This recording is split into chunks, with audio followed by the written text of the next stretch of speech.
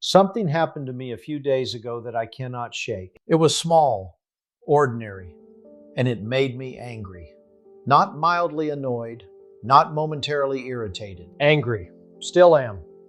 I had just landed in Seattle after a flight from Denver. I picked up my suitcase and headed toward the shuttle bus that takes you from the terminal to the rental car facility. As I approached, I could see the bus was already filling up, so I hustled a little. Instead of boarding through the middle door, where passengers usually enter, I went in through the front door, hoping to make sure I got on. That's when it happened. The driver, a woman, stood up from her seat and before saying anything to me, announced loudly to the entire bus that the seats in the front were reserved for the elderly. Elderly. 3 or 4 passengers immediately stood up and moved toward the back of the bus. Heads turned. Eyes landed on me, the man standing there with his suitcase, clearly the reason for the announcement. I was stunned. I hadn't asked for a seat. I hadn't indicated I needed help. No one had spoken to me at all. And yet, in one public moment, I had been labeled. That wasn't kindness.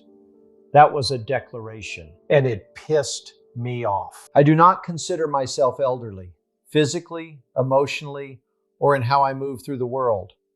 And there I was, suddenly cast as that guy, the one who needs accommodation, the one others must make room for, the one silently assumed to be less capable. But it didn't stop there. When we arrived at the rental car facility, I stood up and headed toward the front door to get off the bus. The driver raised her hand and stopped me. "Wait," she said. She wanted to lower the ramp for me. That was the final straw. Again, no question, no conversation, no, "Would you like help?" Just another assumption, confidently made and publicly enforced. As I stepped off the bus, I turned to my significant other and asked, not joking, not lightly, "Do I look old?" I know the driver was trying to be nice. I know she meant well. I'm sure she helps many people every day who genuinely need that kind of assistance. But intentions do not erase impact. What bothered me most wasn't the word elderly itself. It was the fact that no one asked me how I saw myself. No one checked.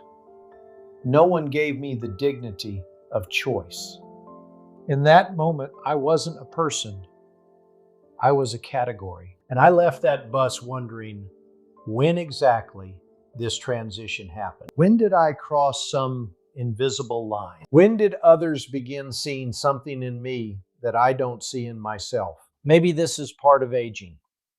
Not the aching joints or the extra years, but the sudden realization that the world has quietly reassigned you without your consent. I'm still thinking about it, still angry, and still very much not ready to be called elderly.